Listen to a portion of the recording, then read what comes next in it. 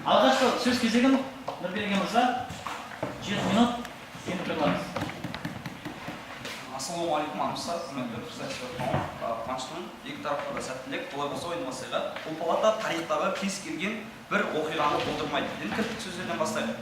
Тарих деген не? Тарих деген өткен күндердің жазылған жиынтығы, маңызды емес. Осыған дейінгі өміріміздегі бір болған бір оқиға. Енді оқиға дегеніміз не? Оқиға дегеніміз іс-әрекеттердің белгілі бір уақытта болған іс-әрекет. Түсінікті, иә? Енді мен осы жерде бір өзгерісті немесе осы қарардағы бір ашатын бір нәрсені қалдырғым келеді. Түсінесіздер ма? Мұнда сұрап жатыр бір оқиға. Енді мен айтқым келеді, ол оқиға тек қана бір-ақ рет болу керек тарихта. Түсінесіздер ма? Ол нәрсе қайталанбауы керек. Мысалға, мен бүгін пікірсайыста өзімнің UAB-де болған финалымды өшіргім келетін болса, онда значит басқа да финалдарда болғандығым, значит ол менің пікірсайыста тағы да қайталанғандығымды дәлелдейді. Мен бүгінде бір идеям болады, ол мүлдем пікірсайысты өшіріп тастаймын, ол менің келген күнім. Түсінесіздер ма? Яғни мен пікірсайысқа бір-ақ рет келдім, және де бұл оқиға ешқашан қайталанбайды. Өйткені бір-ақ рет келетін бүгінде. Түсінесіздер ма? Осы нәрсені бүгінгі тарапта оқиға ретінде қарастыратын боламын. Енді менің бүгінгі алатын бір оқиғам, алып тастағым келетін ең үлкен оқиғам, ол атом бомбасының пайда болуы. Яғни осы дүниені ойлап табылған уақытта, 20-шы ғасырдың 40-шы жылдарындағы ойлап табылған дүниелері. Енді мен өткенде UAB-дің жүрек жылуында өзімнің идеям соңында ашқам. Бүгін басында ашып кеткім келеді да, негізгі аргументтерімді түсінбей қалмас үшін. Енді бірінші аргумент ретінде мен дәлелдегім келеді, ең үлкен бізге қауіпті туындатты, әлемді құртып жіберетін, жерді жойып жіберетін ең үлкен қауіпті туындатқан дүние болып табылатындығында, достар. Ол не нәрсе?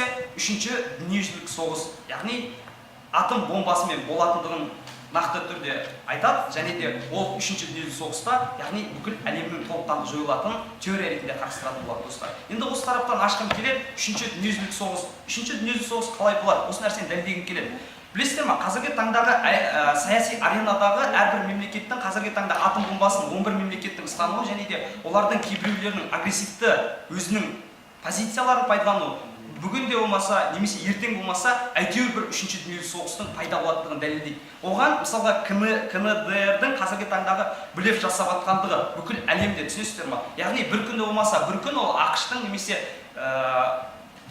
немесе осы тараптас мемлекеттердің, осы жақтаушы мемлекеттердің несіне түсетін болады, екеуінің бір-біріне агрессиялық тараптарын көрсететін болады, және де әлемдегі осы дүниенің пайда болатындығында. Енді ол қауіп деген нәрсені былай ашып түсіндіргім келеді. Білесіздер ма? Қазіргі таңда Ресейдің жүйесінде бар, осы атомға байланысты орнатылған автоматтандырылған периметр жүйесі деген бар. Ол адамдарға басқарылмайды, түсінесіздер ма? Яғни ол жүйе автоматты түрде бір атом бомбасы келіп шабуылдайтын болса, ол бүкіл әлемге жібере беретін болады. Яғни автоматтандырылған периметр жүйесінің бар екені. Келесі нәрсеге байланысты, ол нәрсені дәлелдеп бергім келеді.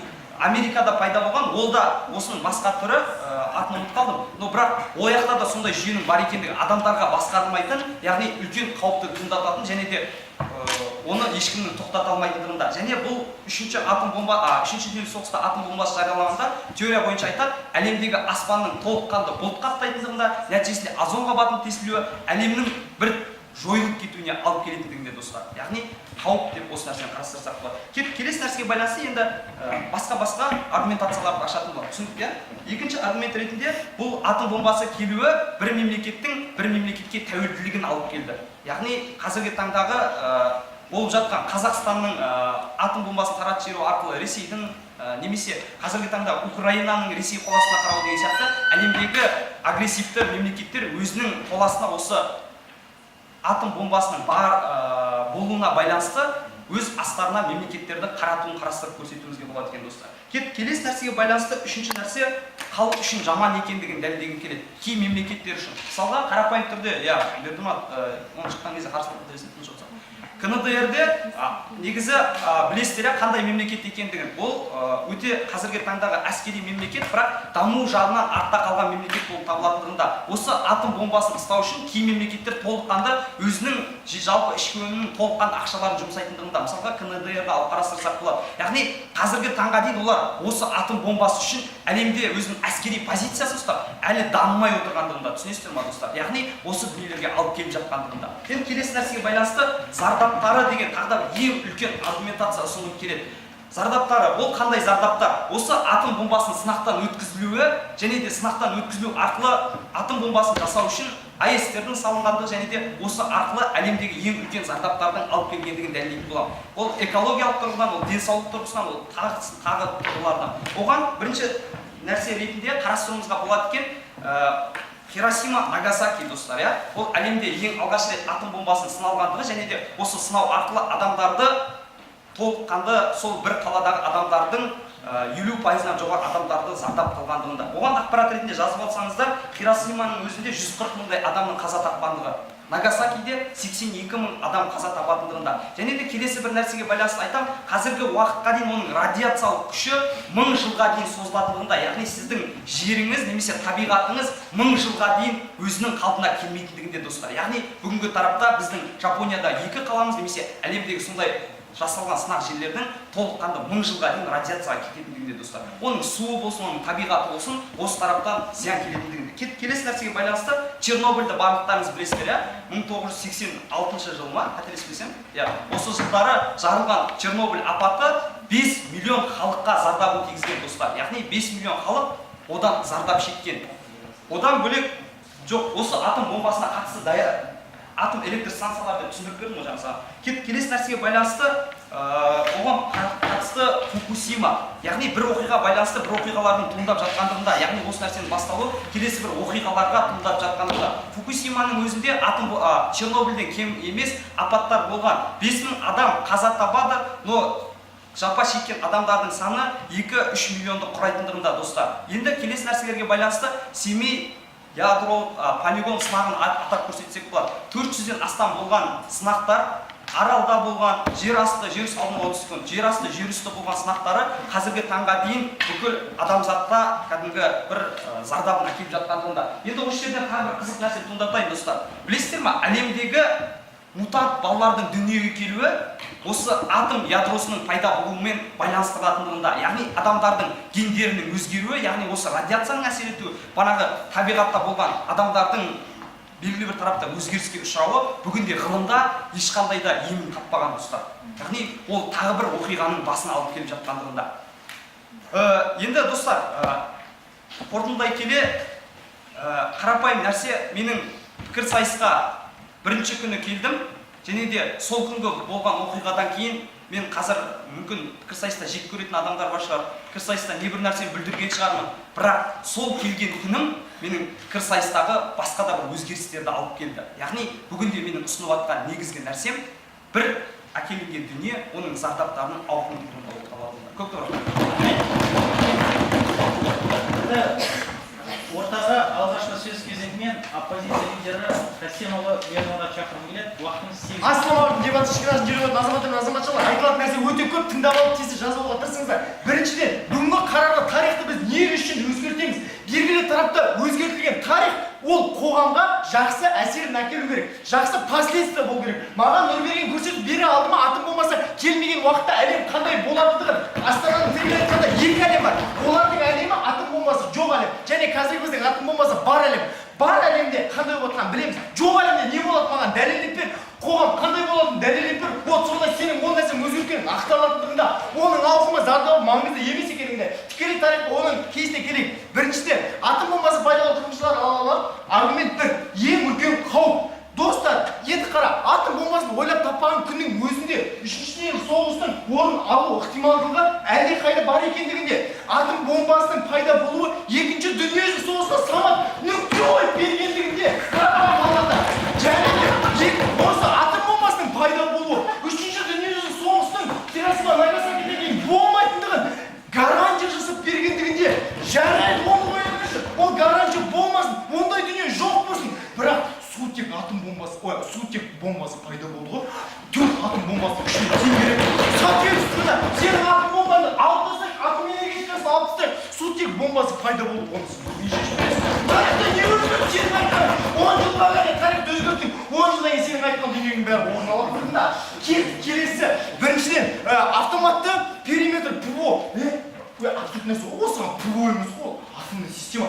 Любой любой подводкада 2 атомный реактор болатын болса, 66 адам 2 және бомба үшін жүретіндігінде, және де атом бомбасының пусковой ключтары президенттердің, премьер-министрлердің қолында болатындығында, және ол әрбір пусковой ключтің өзінің коды болатындығында, бір компьютер қалашында атасын алып деген сияқты дайында, әлем жойылып кетеді, қырып кетеді. Аргумент екі бір мемлекетке тәуелділігін алып келді.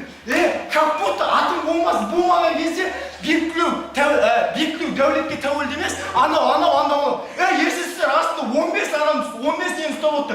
Франция атом бомбасы пайда болмай, бүкіл Африканың астында гегемония жасап отты. Англия бүкіл Американы ұстап отты. Ол кезде тәуелділік болды, бірақ сен атом бомбасы кеткені керісінше тәуелділігін жоқ қылып жібереді. Атом бомбасы болмаса ол тәуелділік кетіп қалады деген нәрсені дәлелдеп берші. Дәлелдемейтіндігінде ондай нәрсе болғанында болады, беретіндігінде себебі бір табиғаттың заңдылығы, күшінің және әлсіздігінің болуы. Кет бүгін ойындағы сияқты. Англия естіп Франция. Аргумент үш халық үшін жаман. КНДР, как будто КНДР именно атом бомбасы үшін жабылып қалды. Как будто атом бомбасы пайда болған үшін Корея екіге бөлініп кетті. Жоқ достар, КНДРдің жабылып қалуы, жабық саясат ұстау, социализм мен демократия ұштасқан екеуінің қырылма байланысты, екі Кореяның бір-біріне қосылып алмағанына байланысты туындаған нәрселердің шығатынында. Рахмет, кет, аргумент, келесі аргумент түр. Зардап, Хиросима Нагасаки болды, мынандай болды. Енді қара, Хиросима Нагасакиға соғыстың тоқтатылуы тарихта дәлелдеп берген. Екінші дүниежүзілік соты 5 жыл бұрын ерте бітіріп тастады дейді. Егер ол нәрсе тасталмағандығында, әрі қарай СССР мен Япония қырылып жата беретін еді. Япония мен ақш қырылып жата беретін еді. Бәрібір последствия болатын еді. Егер сен ол последствия болмаған күннің өзінде логикалық цепочка жасап мүмкіндік көрейік. Атом бомбасын ойлап таппады, сутек водородын ойлап тапты. Соны тастайтындығында бізге мынандай нәрсе ғой, басыңа сабаққа тимегенше бір нәрсені білмейсің. Біздікілер тастап көрейікші не болады деп так.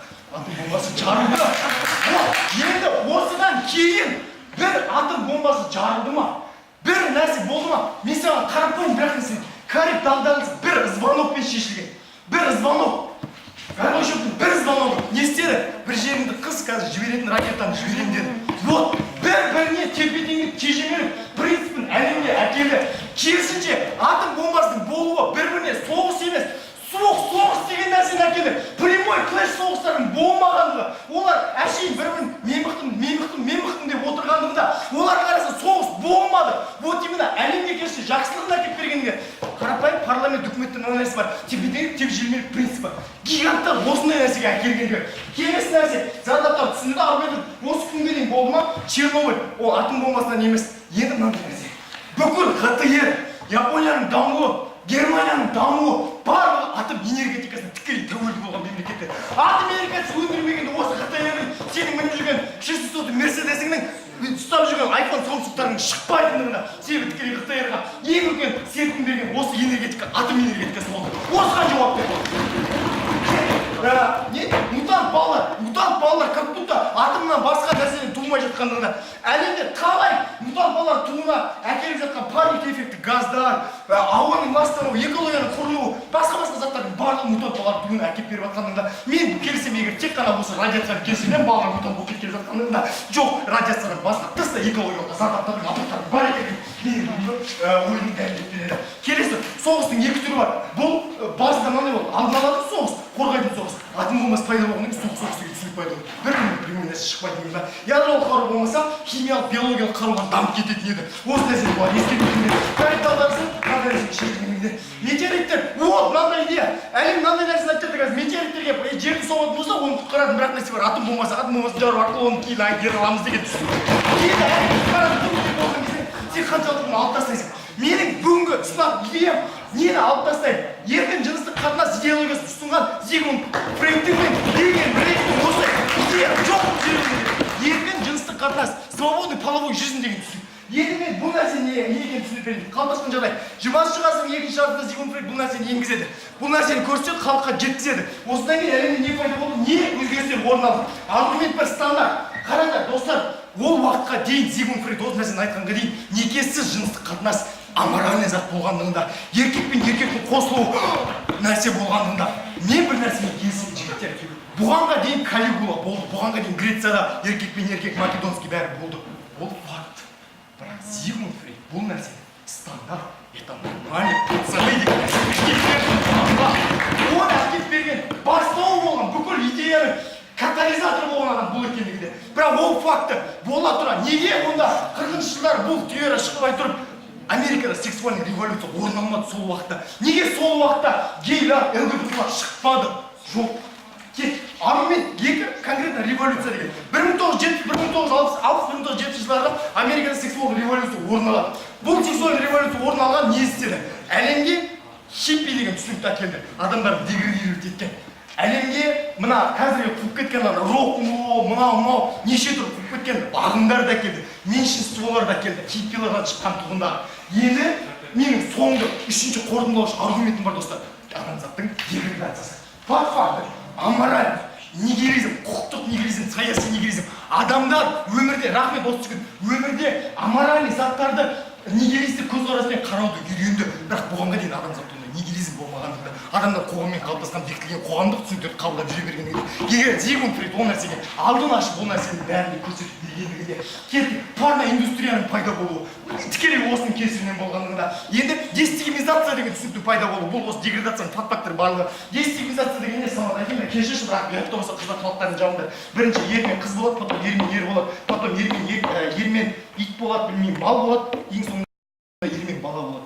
Осындай түсінікке дейін әкелді адамдар дестигмизациясы, адамдар жыныстық қатынасты дата көрсетпен мал қылып жерді, адамдардың деградациясына әкелген негізгі бір түсінік ретінде осы нәрсені көре алатынында Зигмунд Фрейдтің өлерінің алдында айтқан сөздердің бірі болғандығы. Если бы знал, қазақшасын айтайын, егер адамзат білсе ғой, мен оларға қандай чуманы әкеліп бергенді деген болатын. Қандай чуманы әкеліп берген ол білсе ғой, адамзат түсінсе ғой. Рахмет, ойын нәтижесіне. Ол уақытта ол адам, психолог адамзаттың табиғатын түсінген адам ретінде қабылданды. Иә, оның айтқаны құдайдай көріп, оның айтқаны стандарт қалыптасып жатты. Бірақ оның зардабын достар, оның Зигмунд Фрейдтің зардабын біз көрдік. Зигмунд Фрейд және қасында Рик бұл теорияны жасамағанда қазіргі сенің ЛГБТ-ің, зорланған балалардың, ажырасқан семьялардың, жетім қалған балалардың, жесір қалған әйелдердің, қарапайым тұрғыл ондай дүниелердің не только қазақ әлемінде, бүкіл әлемде орын алмайтындығына тікелей дәлел бола алады. Ал бүгінгі тарихта өзгерту үшін мен үшін ең маңызды точка ол моральный точка болып саналады. Және осы моральный точканы сіздерді қабылдауыңыз деген ойым. Енді осы айтылған сөздерге қарсылық айтып, өзінің келісімді бұзу мақсатында ортаға мен Қалмағанбетов Абылаймен тастамын, Абылайхан. Біреуге беріп қидайсың, біреуге бермей қидайсың дейді. Армысыздар, құрметті достар. Осы пікірсайыстың бастауында пікірсайыстық турнир деген теманы достар Уәйбектің осыдан 4 жылдың маусым ашарында көріп, сол кезде қатты қалаған қуаныштымын. Қазір өсіп жетіліп, Қазақстандағы ең мықты турнирлердің финалында ойнап тұрғанында лайық жеңіске жетудің нәсібесі екен. Құрметті достар, мынадай кетіп жатыр да, былай айтайық та, аты бомба және гей. Енді мынадан бастайық. Соңғы нәрседен бастайық. Зигмунд Фрейд. Құрметті достар, Зигмунд Фрейд нені алып келді? Зигмунд Фрейд алып келді, аморальный секс дегенді алып келді дейді. Көкен баласы, аморальный секс Зигмунд Фрейдтің алдында алынған. Клеопатраның раптарымен болады дүниесі, қазақтардың жеңгелерімен болады, Ілияс Есенбердин көшпенділер кітабында барлық жазылған, мысалға. Ал аморальный сексті Зигмунд Фрейд әкеліп заңдастырды дейді. Құрметті достар, заңдастырды ма, заңдастырды? Бұл жерде мынандай нәрсе ғой. Тарихтан бір нәрсені алып тастау керек. Алып тастау керек. Және ол нәрседен кейін оған дейін нәрсе болмау керек. Одан кейінгі оған ұқсас нәрсе болмау керек. Вот проблема осында. Мәселе осында. Былай енді, вот Зигмунд Фрейдтің алып тастау үшін анау гейлердің бастаған нәрсе, гейлер деген сосын айтпақ достар, гейлер деген ол кәдімгідей биологиялық ауру. Адамдар сөйтіп туылады. Ал бұл кісілер гейлерді Зигмунд Фрейд жасап шықты дейді. Зигмунд Фрейд жасады, психоаналитикалық теориялар жасады. Бірақ, тұш. Сұрақ қабылдаған. Кет, алдартыда. Мынадай нәрседен, құрметті достар, мынадай нәрсе айтады да бізге. Не үшін гейлер оған дейін шықпады дейді, құрметті достар. Гейлер оның алдында шықты. Өзі мойындады, Александр Македонскийді мойындады. Онда Александр Македонский күтіп отқан жоқ қой. Так, Зигмунд Фрейд қашан шығады екен? Мені гей екенімді айтады екен. Жоқ, оның алдында білді оның ие екен, құрметті достар. Мәселе осында. Бұның алып тастап отырған проблемасы тарихы, полный тарихты алып тастаған жоқ. Болмаса, Зигмунд Фрейдті алып тастау арқылы бұл гейлерді жойып жібере алған жоқ. Оның алдында, даже оның алдында Үндістанда Камасутра болды. Камаспен отыр, әлде Камамен сутра. Я суреттерден де салып қойды. Суреттерден де салып қойды. Еркін сексті суреттерден де салып қойды, құрметті достар. Бұлай істесе, секстің 36 түрі бар деді. Бұлай істесе ол ләззат алады, бұлай істесе одан да қызық болады деді. Вот мәселе осында. Жоқ, тупой үйге айтады, құрметті достар. 5 уақыт намаз оқып жүрді. Құрметті достар, тағы мынандай кет. Иә, қалды. Кет. Тағы мынандай нәрсе, құрметті достар. Тағы да бір нәрсе. Бұрын болды дейді, құрметті достар. Берді ма? Былай дейді. Бұрын болды дейді. Бұл нәрсе бұрын болды дейді. Мойындайды ғой. Бұрын болғанын мойындайды. Және Зигмунд Фрейд бұны қалыптастырды дейді. Яғни ол не істеді? Зигмунд Фрейд бұрын болған дүниелерді ғылымға, ғылыми түрде алып келді. Түсінесіздер ма? Вот, оның бар нәрсе сол ғана. Ғылыми түрде алып келді. Артып кетсе кешірім сұрайын дедім. Ашу өмірі автомат түрде болып кете берді бұндай нәрсе. Бірақ ғылыми түрде алып келген нәрсе бұл проблеманы шешіп салмады. Сәйкесінше, дәлел, Зигмунд Фрейдтің алып тастайықшы. Зигмунд Фрейдтің алып тастайық. Ал қоғамда не өзгерді? Гейлер жоғалып кетті ма? Хиппилер жоғалып кетті ма? Жоқ, құрметті достар. Қоғамда олар өзгерген жоқ. Қоғамда сол қоғамда еркін секс қалып қойды. Мәселе осында. Қоғамда алып тастаған күннің өзінде қоғамда қалып қойды. Неге? Олар қайда кетті? Мынау Клеопатраның кезінде келатқан дүниелер. Вот содан бастап алып тастау керек еді. Болмаса сол идеяны алып тастап кетті енді. Енді былай істейік. Және бүкіл аргументті 30 секунд қалған кезде түсінді. Енді біздің аргументтерімізге, біздің идеямызға қалай қарсы шықты? Былай деді. Қоғам қалай өзгеретіндігін айтты деп, құрметті достар. Қоғам қалай өзгереді? Қоғам бұдан да жақсы нәрсеге өзгереді, құрметті достар. Қоғам қазір бір-бірінен қорықпайды деп. Сыршаға дұрыс емес нәрселерін айтсақ, олар бізге бомба тастауы мүмкін деп қоғам қорықпайды деп. Мәселе осында. Қоғам қазір одан да мықты қаруды ойлап таба алмай отыр. Неге одан жоқ? Одан да мықты қаруды таба алмай отыр. Неге? Өйткені ол мықты қару. Және мынадай айтады, кеттік соңғы біздің қарсылықтарынан кетейік. Атом энергетикасы дамыды дейді. Атом энергетикасы әлемнің дамуына жол ашады. Жоқ. Атом энергетикасы қана. Атом энергетикасы болмаса да әлем дамиды. Неге? Су электр энергетикасы, жел энергетикасы, күн энергетикасы. Вот қазір әлем осымен дамып жатыр. Неге? Себебі қазіргі әлемге олар анаған қарағанда өте жақсы пайда алып келетіндігінде құрметті достар. Мәселе осында. Кеттік, мынандай нәрсе айтты. Химиялық қару дамып кетті, дамып кетер еді. Ол химиялық қару дамып кетпейді, өйткені ол шегіне жете алмады, құрметті достар. Енді мынаға келейік. Вот оның ең басты проблемасы мынау болды. Қазір не болып жатыр дейді? Қазір соғыс болып жатыр дейді. Тастайын деп қорқытады дейді. Бір күн шынымен тастап жесем не болады? Америка ше тұрып. Кендерсің, надай олсың дейді, тастап жүреді. Кендер десек, давай олды кет, біраздан аз кетейік. Кетер ғой. Себебі адамның психологиясы, құрметті достар, жауап бере алмайсың. Ол президенттер басқарады, министрлер басқарады дейді. Жарай, осы жол Джордж Буш кетті. Одан да пофигист Абылхан сияқты біреу кетіп қалуы мүмкін ғой. Бірінші дүниежүзілік соғыстан кейін, Наполеон Бонапарт өлгеннен кейін, болды әлем тыныштықты өмірсіреді. Гитлер дүниеге келді. Дұрыс қой. Бір пофигист бір адам кетіп қалса, вот біз тоқтата алмай қаламыз. Тоқтатамыз. Ол кезде кеш болады, құрметті достар. Мәселе түсінесіздер ма? Былай айтады, типа, там Горбачевтың кезінде болды. Түсінесіздер ма? Кез келген қорқытудың шегіне жетеді.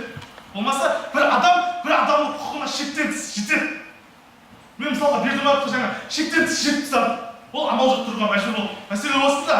Бәрін жалғаса береді деген нәрсе уже құлады деген дүние, құлады деген сөз. Енді мынадай жерден үшінші дүниежүзілік соғыс болады деп, құрметті достар. Иә, үшінші дүниежүзілік соғыс болады.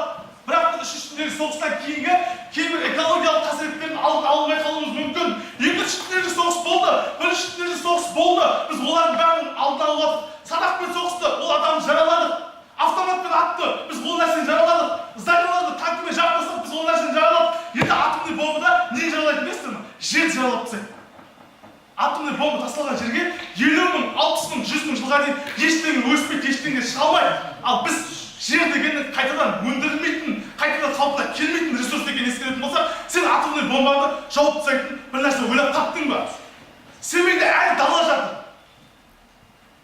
Мутанттар дейді да, мутанттар құрметті достар, айтыңыздаршы, осы уақытқа дейін мутанттар пайда болды ма? Атомный бомба дүниеге келмей тұрып? Жоқ, пайда болған жоқ. Түсінесіздер ме? Бірнеше жылға, бірнеше ғасырларға созылып жатыр індеті. Ал біз ол нәрсені алып тастасақ, қоғам одан зардап шекпейді. Иә, соғыс болады деп, бірақ біз ол соғысты жамай алатын деп, құрметті достар, тесігіңді, жыртығыңды жамай алады деп, осы уақыттан жауап бергенбіз. Ал сен кепілдік бере аласың ба? Үшінші соғыс бәрі атты бомба тастамайтынына кепілдік бере аласың ба? Кепілдік бере алмайды, құрметті достар. Біз гейлерді жойып жіберуге кепілдік бере аламыз. Бере аламыз. Әлемді мұсылман мемлекет баспаса, ол жойылып кетуі мүмкін. Бізде осы нәрсе. Ал атомдық бомбаны жарылған кезде қайтадан қалпына келтіретін не шықты? Пәлен жыл өтті. Қайтадан шықты ма? Шыққан жоқ, құрметті достар. Мәселе осында. Ең глобалды проблема осында болып тұр. Біз сол үшін осы нәрсені алып тастамадық, құрметті достар. Вот қоғамды қалай өзгереді? Қоғам осылай өмір сүреді. Нәпсін шашылып кетті ме? Енді мынандай нәрседе, құрметті достар, психоаналитикалық теория деген болады. Зигмунд Фрейдтің шығарған психоаналитикалық теориясы бар, иә? Ол өте үлкен көптеген жетістіктерге жетті. Ол өте үлкен көптеген жетістіктерге жетті. Соңғы 20 жылында оның шәкірттерінің барлығы өзінен бас тартып кетті. Сөзсіз бе? Қазір мына әлемде одан бас тартып жатыр. Даже бас тартқаннан бұрын ол қызықтай емес, құрметті достар. Алдынан 30 минут қосыңыз тұрайық. Және ол барадың емес. Болмаса оған дейін Зигмунд Фрейдке дейін болмай, Зигмунд Фрейд аяқ астында бір дүние шығарса, мысалға. Вот онда мойындау болады. Мысалға осы уақытқа дейін мынадай нәрсе қарапайым сол. Осы уақытқа дейін Лига чемпиондар 4-0 ұтылып тұрған команда алтта бір жеңбеген, иә? Қанша Барселона қарсы жолында. Вот осы Барселонаны алып тастап, ондай команда жеңбеген деген түсінік қалыптасу керек та. Сол сияқты Зигмунд Фрейдті алып тастаған кезде оған дейін болмаған деген дүние айту керек. Бірақ ол кісі өзінің соған дейін болғанын ойнайды, ол нәрселерді дамытқанын тек Зигмунд Фрейд әсер етуші фактор болды дейді. Бірақ Зигмунд Фрейдтен басқа Зигмунд Фрейд деген бір дүние келсе, ол да әсер етуші фактор болады дейді. Демек, ол дүние болды. Мәселе осында. Ал мына дүние вообще болмағандығында, ол болмағанда ойлап таппайтын еді. Әлем бұдан да бақыттырақ өмір. Әлем тек екіге бөлініп, екі мемлекеттің астында, екі ядролық қарулы мықты мемлекеттің астында жалтақтап өмір сүреді. Ал бір күні жалтақтаған бала да көтеріледі. 300 жыл орыстың бодандығында болсақ та, бізде көтеріліп тәуелсіз мемлекет болдық. Bir günü сондай бір атом бомбасы бар. Давай қызық көрейікші, тағы тастап көрейікші деп. Берден тағы тастап жіберсе, ол кезде бір-ақ адамды тастайтын нәрсе болды да, қазір ондай тастайтын нәрселер өте көп достар.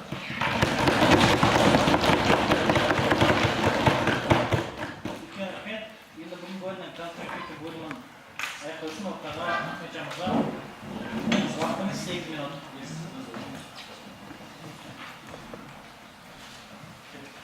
Ассалаумағалейкум, құрметті достар, Шымкент келген турнир, Климент Тасовықса, Георгий Капқа үлкен рахмет жігіттер Шымкент.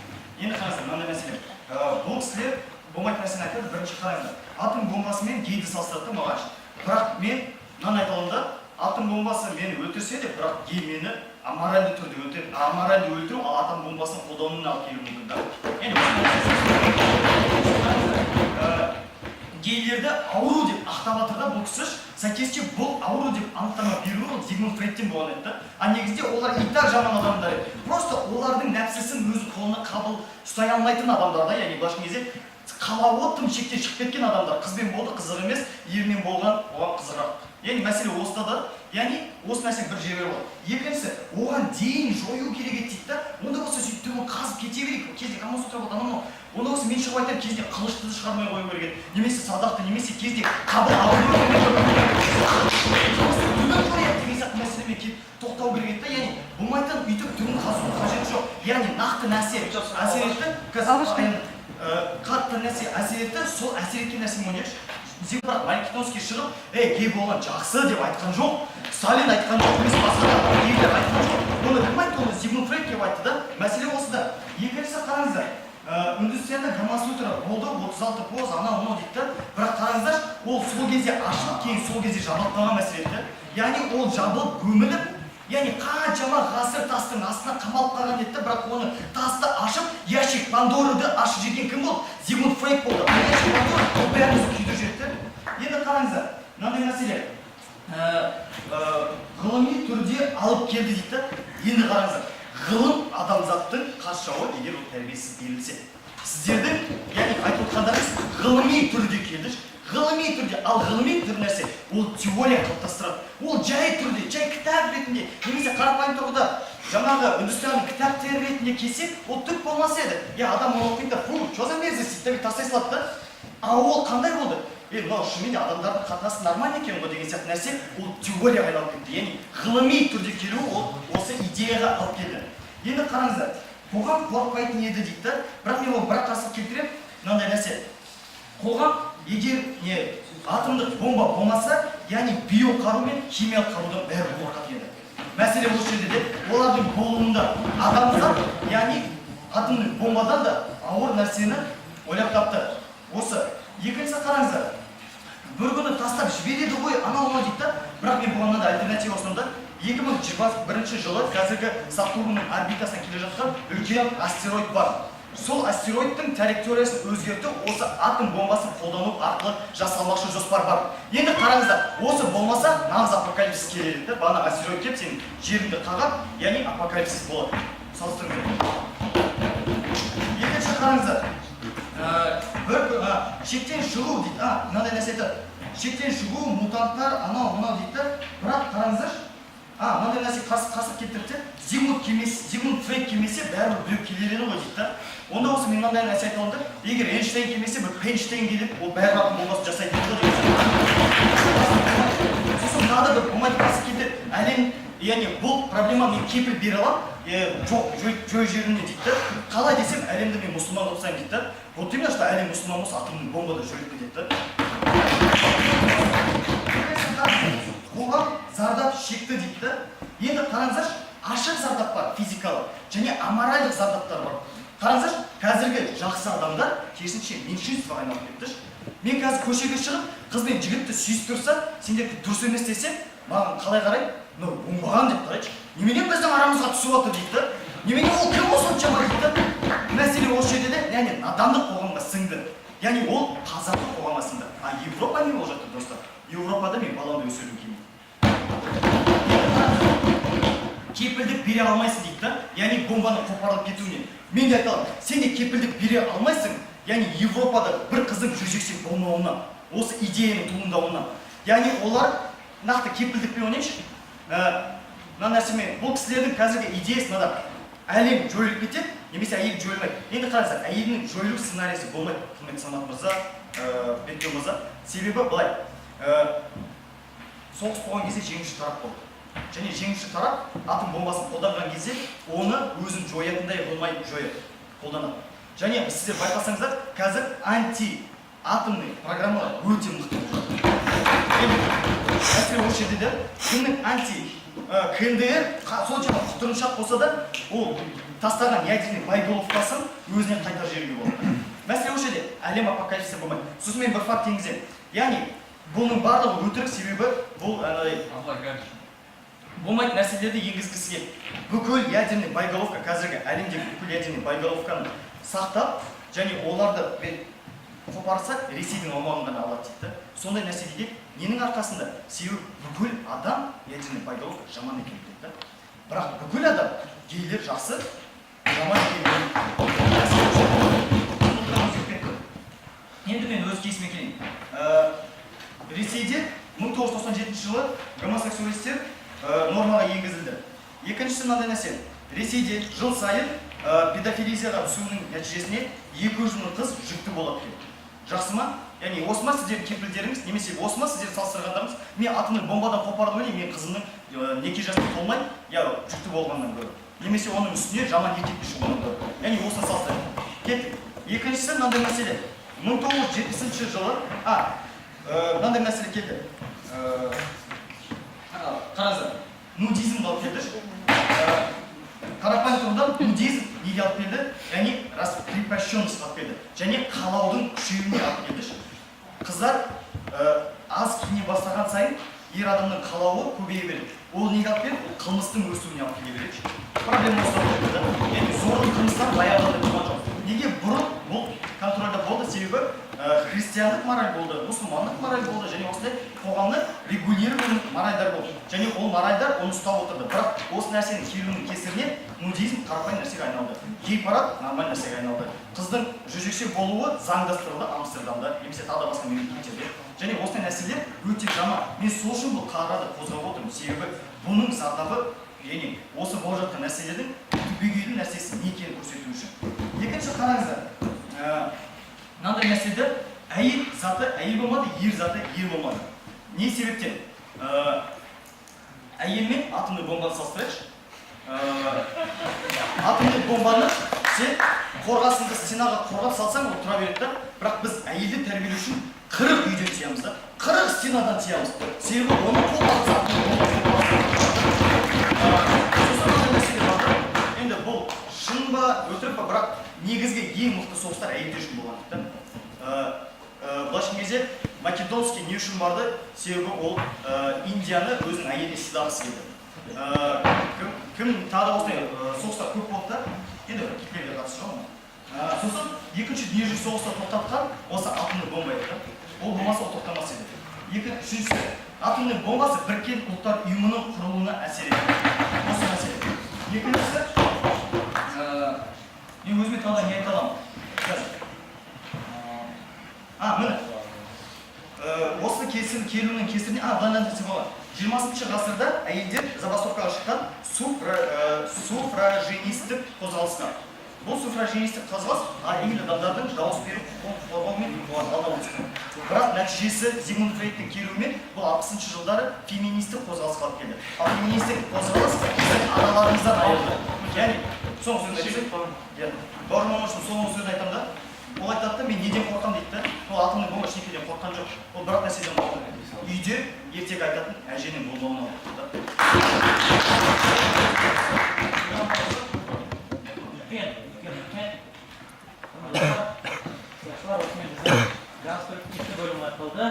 Егер ортақ ұшып ойыншыларға, идеяларға қатысы болмайтындай, тиіспейтіндей, екі жақты қолдамайтындай бір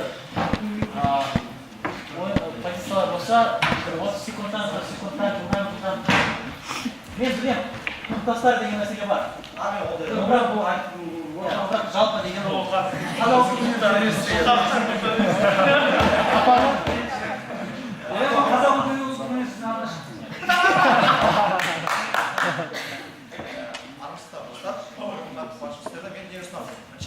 Бәрі Тесланы білеміз, Тесла мындай ойы болған болады, ол ойнандай болды. Бүкіл энергетиканы 90 тарту және 50 тарту деген болды. Сол идеяны ол бір күн ойлады, ұсынды, екінші күні оны бизнесменде бір қояды да, алады оны басын шығамыз, біз құртамыз дейді. Сол кезде ол солармен жолықпайды деген оқиғаны алып тастаймын. Сол кезде не болады деді? Бізде технология дамиды, одан қарқындырақ өткен неге бізде топ уже беріліп жатыр. 18-ші ғасырда ойлап көріңіздерші. Сонда қазір 20-ші ғасыр емес, біз қазір уже бір 24-ші ғасырда болатын екен неге технология өте қарқынды дамиды деп ойлаймын. Көп рахмет. Армысыздар, бір нәрсе алмастан бұрын оған бір критерия болу керек. Енді мен критериям қандай нәрсе? Яғни ол алған нәрсе қазіргі қоғамда болып жатқан бір проблеманы өзгертетін нәрсе болу керек. Енді мынандай нәрсе болады. Мына жерде нәрсе болды, и мына жерге алып келді. Яғни ол алған нәрсенің басқа да бір А және Б варианттары болмау керек. Яғни қазіргі кезге әкеліп отырған нәрсенің бір уақыты ұзақ болса да басқа нәрсе әкелмеу керек. Сондай нәрсені алу керек және сондай нәрсені көрсету керек деген сияқты нәрсе. Бұл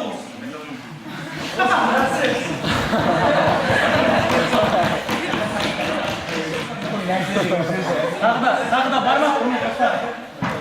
Тағы да өз ойымды айтамын. Ой, красавчик, тағы да.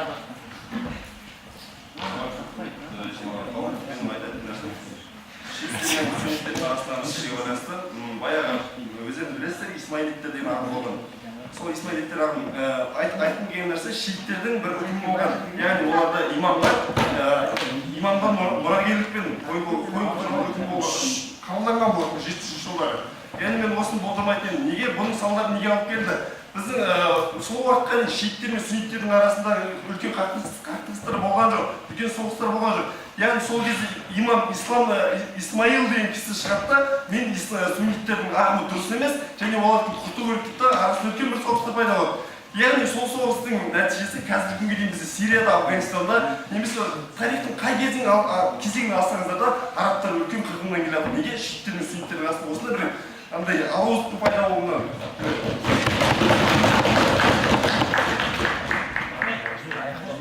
Осымен аяқталды.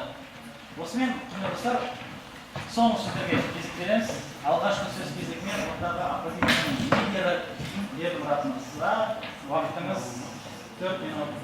Тек қана сараптама беріңіз, жаңа фактсыз, жаңа идеяларсыз.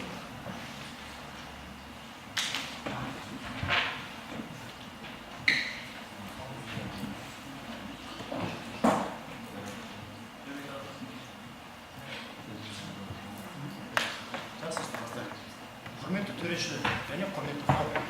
Менің бүгінгі сіздерде ойында түсіндірген кейсім, түсіндірген жеткізгім келген дүние айсбергтің судың бетіндегі шыңы ғана. Ахметжанның айтылған бір-ақ фактысынан түсіне аласыздар. Ресейде бір жылда 200 мың деді, тәуелсіздік алғаннан бері 200 мың адам, 200 мың қыздың жүкті болып, 200 мың баланы ананың утробиясында, ананың жатырында өлтіруін есептейтін болсаңдар, әлемде қанша бала жатырда өлтіріліп жатыр. Осымен алып қара беріңдер. Әлемде қанша адам осы күнде зина жасап жатыр. Осының арқасынан кейін кетіп жатқан дүниелер, зина демей қойын, яғни бұдан туындап жатқан бағанағы аморальды заттар, адамзаттың деградация жасау, адамзаттың осындай деңгейге түсуі қандай деңгейге жетті. Біз кім едік? Біз кім болдық? Біз адам едік 40-шы жылдары.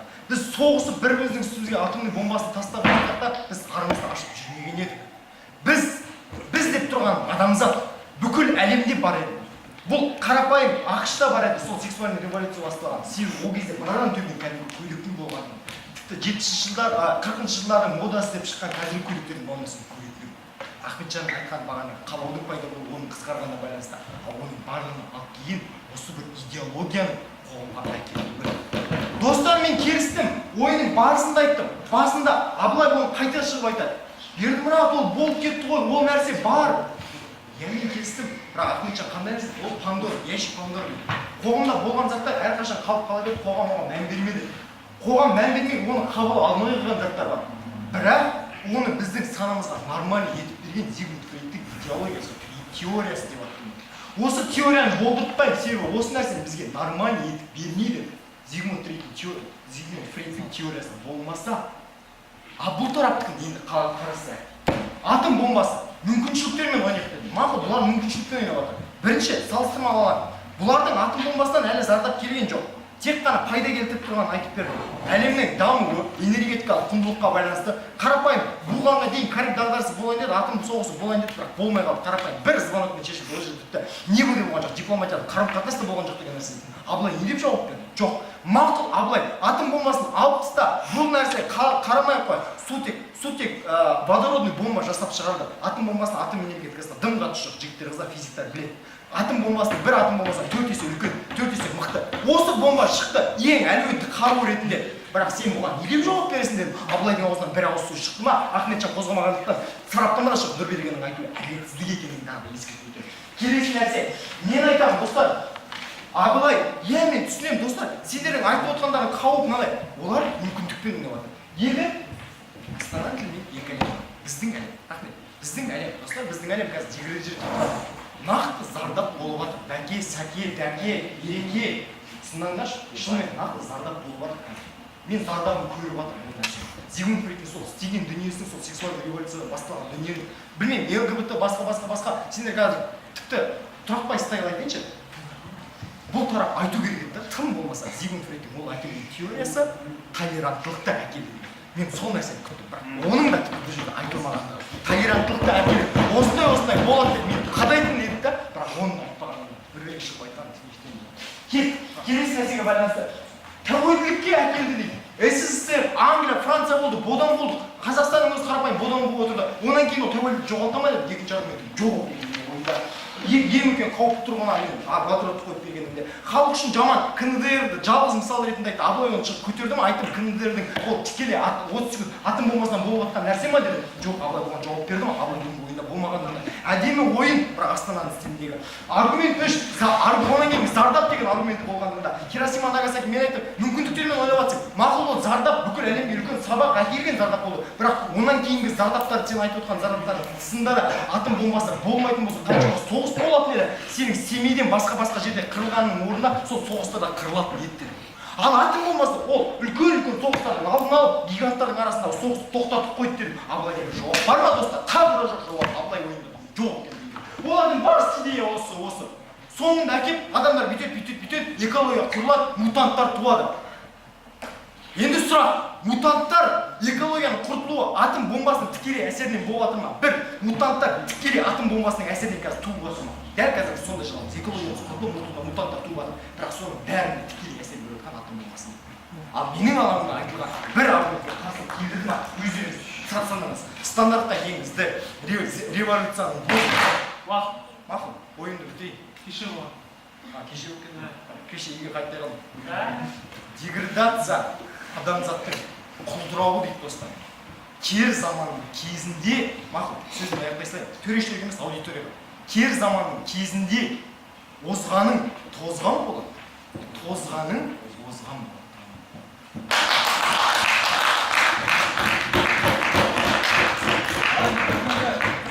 күнге созылған турнирдің соңғы нүктесін қою Нұрберген мырзаға бұйыртты сәттілік. Уақыт жетті.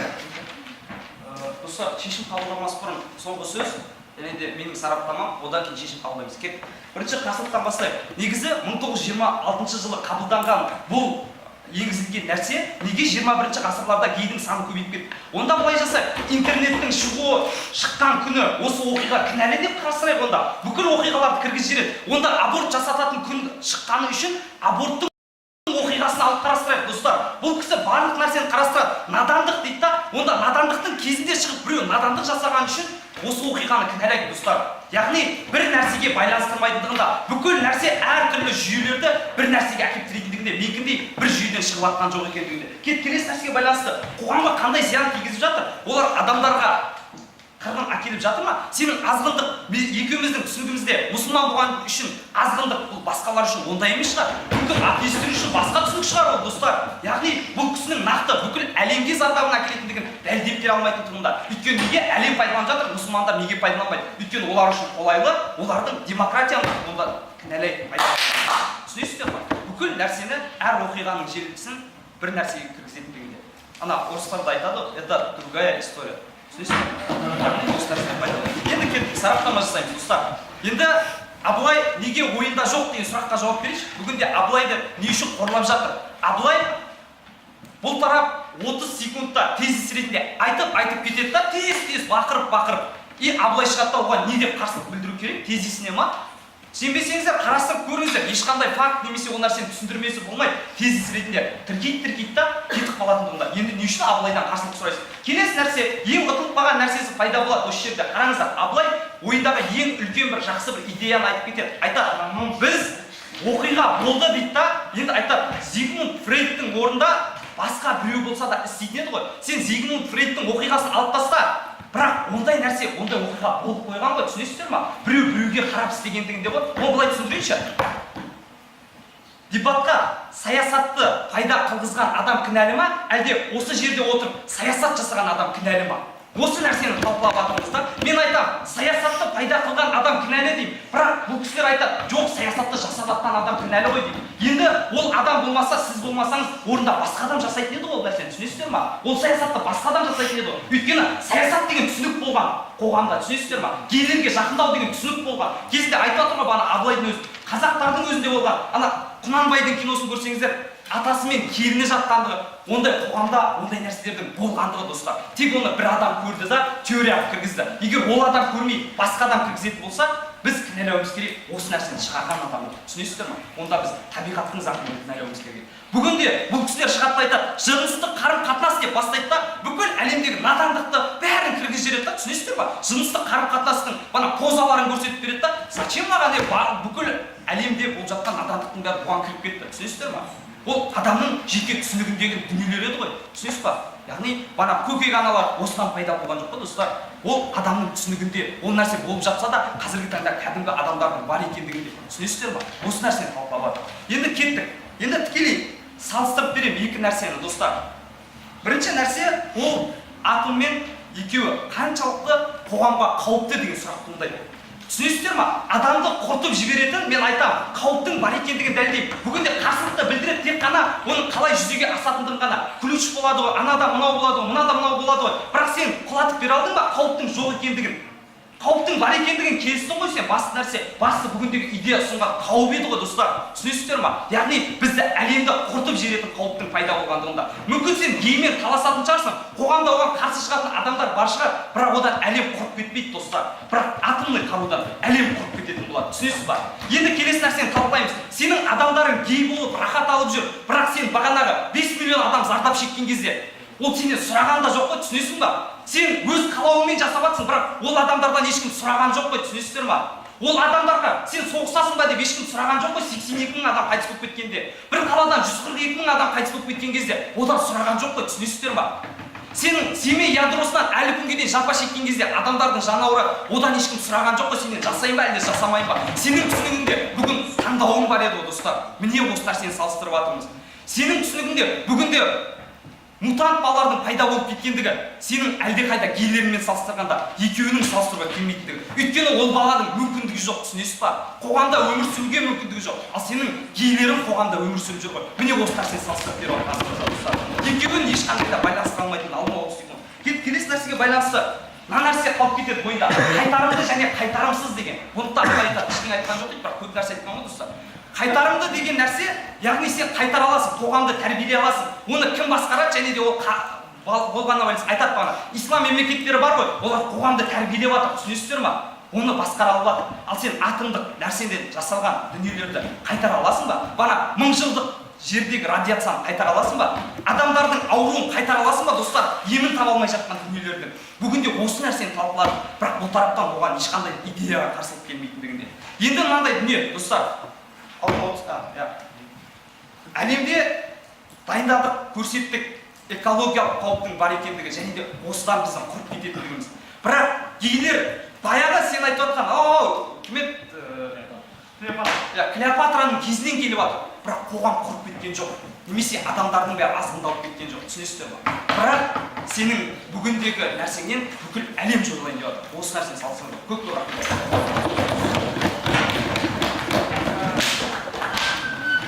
Рахмет, тыңдаушылар, өткен